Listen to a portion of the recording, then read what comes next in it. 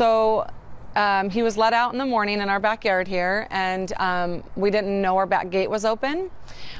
So when I called back the dogs in, my golden doodle came, but my little mini schnauzer didn't. And so I was trying to get my daughter to practice at the same time, so I came out and called him, but I didn't see anything.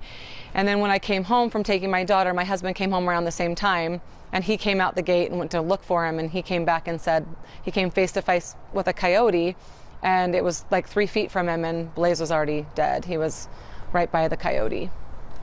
So the coyote had already killed Yes. Blaze? It wasn't in his mouth? It was just No, it was just laying next to him. Mm-hmm. When your husband said that to you, what? I was hysterical. Yeah, it was pretty heart-wrenching. He's my little buddy. He's my little comfort buddy. How long did you have him? 5 years. He was 5 years old. And you had him from a puppy? From a puppy. Mm-hmm. Talk about the threat of coyotes. Is it something that you had ever thought about before? So we have heard rumors of some, like, people seeing coyotes down here, and we had a couple of neighbors that have had chickens attacked, but that was years ago. And so we go down a lot, down to the Gully, and my neighbors too, and we've never seen any, and at night too, we've never seen any. And so this is the first time we've ever experienced it like this. We've heard rumors but never seen any, and so yeah, it was kind of a shock. It was, I mean, he's been down to the Gully tons of times, but with us, right? So it was unfortunate that he got out by himself, and it just happened to be in a perfect time for the coyote to grab him, you know? Why are you talking to us? What do you want people to know? I mostly just want people to be aware that they're down there, and that there's a dog park down there, and there's tons of people that go through that park, and our goalie's attached to that, and I just worry about other dogs being attacked. I mean, I don't want anybody else to go through what I did and have to experience that. Kids too, probably. Kids too. We have a preschool that was dropping off all the time right in the Gully. It was an outdoor preschool. I don't know the name of it, but their kids were just they're 3-4-year-olds down there. What do you know about coyotes? Have you had to think you know? No. All I know is that they're smart, and they can draw dogs or, you know, small animals to them. So yeah, that's all I know is that they can be aggressive. But animal control told us that they're not aggressive to humans, that they're usually afraid of humans. But my husband was literally 3 feet from it, and it didn't budge. It didn't move at all. So that's kind of why it is concerning to me. Is you hear one thing, but that's not really what happened in our case. How did your husband say how far he had to go down? I could show you, but he had to go. He probably went down. I don't know. I mean, this drops down quite a bit. And it's at the very bottom of the base, and it's 20, 30 feet. It's not too far. Did he?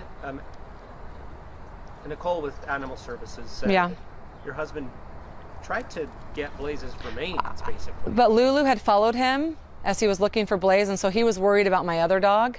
So as soon as he came face to face and the coyote wasn't really backing off, he wanted to get my dog back to safety. So later on, my neighbors went and recovered Blaze's body for us. So. And it had been dragged off into the bush.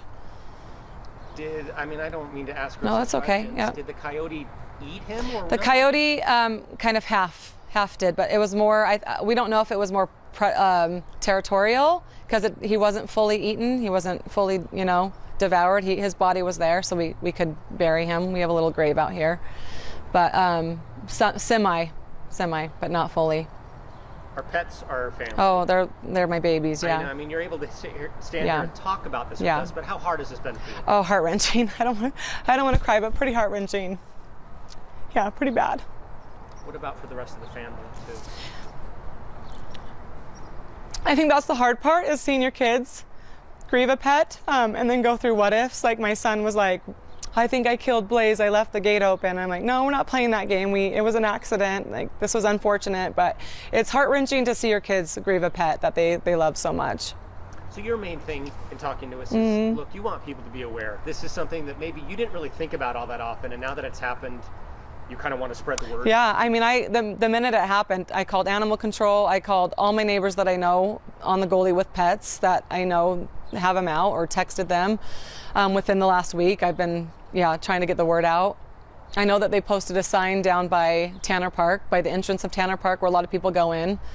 There's been coyote sightings. I don't know if they've posted dog attack, but yeah. And then finally, I've noticed, I had to learn this today, there's not a whole lot. They do. They do, because no one really oversees coyotes. It's not DWR. Yep.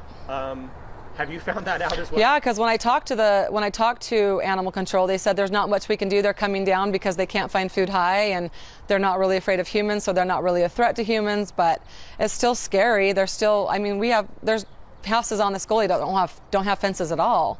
And my other neighbor said her daughter was walking on Valley Street, which is on the way to Smith's, and she spotted a coyote just on the street. So I don't know how far they're coming up and why, but that's what's terrifying is that. They're opportunists, right? They'll just grab a dog if they can or want, So I just don't want anybody else to have to go through this.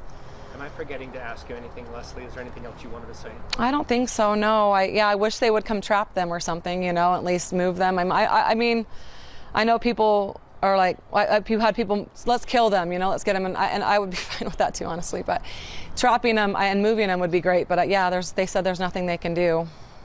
So.